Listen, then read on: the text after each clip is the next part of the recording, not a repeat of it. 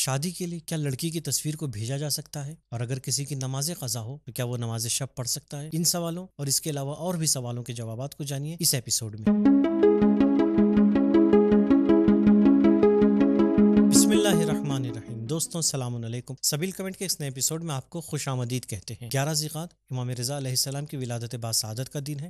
تو دوستوں آج کے پروگرام کا آغاز بھی ہم امام رضا علیہ السلام کی ایک نورانی حدیث سے کرتے ہیں۔ آپ فرماتے ہیں، مومن اس وقت تک حقیقی معنی میں مومن نہیں بن سکتا ہے جب تک اس میں 3 خصلتیں اور عادتیں نہ پائی جاتی ہوں۔ ایک سنت اپنے پروردگار کی، ایک سنت اپنے نبی کی، اور ایک سنت اپنے امام کی۔ اس کے رب کی سنت یہ ہے کہ وہ اپنے راز کو پوشیدہ رکھے۔ اس کے نبی کی سنت یہ ہے کہ لوگوں کے ساتھ نرمی اور مدارا کرے، اور اس کے امام کی سنت یہ ہے کہ تنگدستی اور پریشانی کے زمانے میں صبر کرے۔ چلیں دوستوں، اسی حدیث بابرکت کی روشنی میں ہم اپنے پروگرام کا آغاز کرتے ہیں اور چلتے ہیں اپنے پہلے سوال کی جانب۔ کیا رشتے کے لیے لڑکی کی تصویر بھیج سکتے ہیں؟ اس کی شرط کیا ہے؟ تو اس میں کوئی حرج نہیں، شادی کے لیے فوٹو شیئر کر سکتے ہیں۔ ہاں، یہ یقینی ہونا چاہیے کہ فوٹو کے ذریعے سے سوء استفادہ نہ ہو، صرف لڑکا دیکھے یا لڑکے کے گھر والوں میں عورتیں دیکھ سکتی ہیں۔ البتہ اس سلسلے میں مراجع کرام نے بالخصوص رہبر معظم اور آیت اللہ العظمیٰ سیستانی کا فتویٰ بھی یہی ہے کہ خود لڑکا لڑکی کو بھی دیکھ سکتا ہے، مگر کچھ شرطوں کے ساتھ۔ شرط یہ ہے کہ قصد ہو شادی کا، پہلے سے دیکھا نہ ہو، قصد لذت نہ ہو تو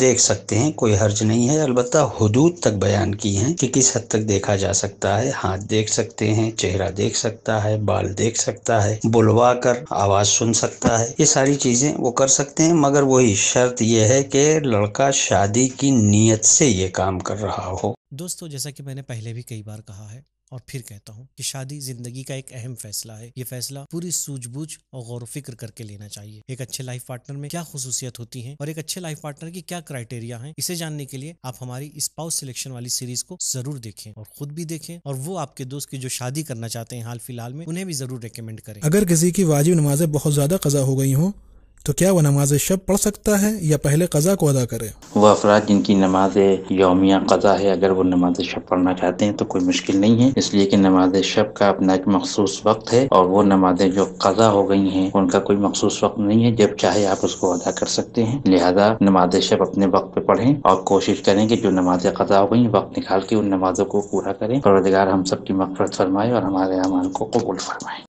اگر کوئی مریض نیند کی گولیاں کھاتا ہے اور صبح نماز فجر کے لیے نہیں اٹھ پاتا تو اس کا کیا حکم ہے؟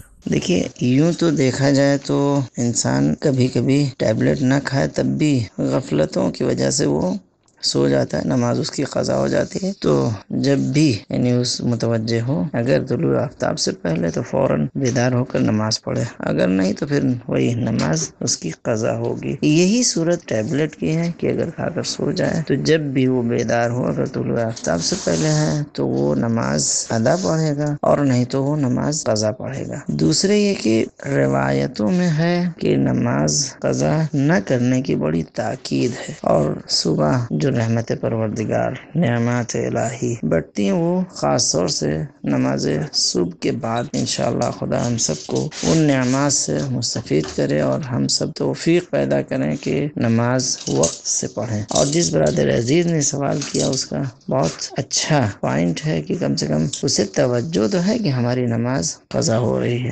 تقویٰ کیا ہے اور اس کو اپنی زندگی میں کیسے اپلائی کریں اور اپنے ارادے کو کیسے مضبوط کریں؟ آغا جان، تقویٰ کا جو مسئلہ ہے اس میں مباحث تو بہت زیادہ ہیں، لیکن مختصراً عرض کر دوں کہ جو کی پوائنٹ ہے تقویٰ کے لیے وہ یاد رکھیے گا کہ تقویٰ کی اصل جو ہے وہ گناہ اور معصیت سے دوری ہے۔ جب تک یہ مرحلہ حاصل نہیں ہوتا تب تک انسان اصلاً تقویٰ کی وادی میں داخل نہیں ہوتا۔ اور بعد کے جو مراحل ہیں، تقویٰ کسی بھی طرح سے کثرت عبادات کا نام نہیں ہے، اور کثرت عبادات اگر آتی بھی ہیں تو بعد کے مرحلے میں ہے۔ جو بالکل بنیادی اور پہلا مرحلہ ہے وہ ترک معصیت ہے۔ جب تک انسان ترک معصیت بطور کامل حاصل نہیں کر لیتا وہ تقویٰ میں وارد نہیں ہوتا۔ تقویٰ میں وارد ہونے کے بعد کے مراحل میں یقیناً پھر انسان اپنی عبادتوں کے ذریعے سے اور اپنی ریاضتوں کے ذریعے سے بعد کے مراحل کو طے کرتا ہے، اور یہ جو مرحلہ ہے کہ انسان جو ہے وہ گناہ کو چھوڑنے کے لیے ارادہ اور اس کا جو عزم ہے وہ بعض اوقات متزلزل ہو جاتا ہے۔ یہ ایک فطری اور نیچرل مسئلہ ہے، لیکن آہستہ آہستہ اسٹیپ بائی اسٹیپ ایک ایک کر کے اپنی گناہوں کو چھوڑا جا سکتا ہے، اور جب انسان ایک مرحلے کو طے کر لے اور گناہ سے دوری اختیار کر لے تو پھر اگلے مرحلے میں مشارطہ ہوتا ہے کہ اگر میں نے یہ گناہ دوبارہ انجام دیا تو مثلاً کوئی شرط کرے کہ میں 1000 مرتبہ استغفار کروں گا یا 1000 مرتبہ درود پڑھوں گا یا فلاں نماز جو ہے اس کے کفارے کے طور پر پڑھوں گا. تو اس طریقے سے انسان آہستہ آہستہ کر کے جو ہے وہ تمام گناہوں سے دوری اختیار کر سکتا ہے اور ارادے اور اپنے عزم کو بھی جو ہے محکم کر سکتا ہے. خداوند آپ کی تقویٰ کے مراحل میں اور گناہ کے ترک کے مراحل میں مدد فرمائے. خداوند عالم قرآن مجید میں تقوی کی اہمیت کو اجاگر کرتے ہوئے ارشاد فرماتا ہے ان للمتقین مفازا، بے شک کامیابی صاحبان تقوی کے لیے ہے. تقوی کی کیا اہمیت ہے، تقوی کی کیا آثار و برکات ہے اور تقوی کسے کہتے ہیں، اسے جاننے کے لیے آپ ہماری اس کلپ کو ضرور دیکھیں اور اپنے دوستوں کے ساتھ بھی اسے شیئر کریں.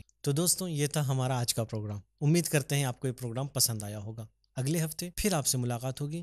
تب تک کے لیے اجازت دیجیے. خدا حافظ. شکریہ.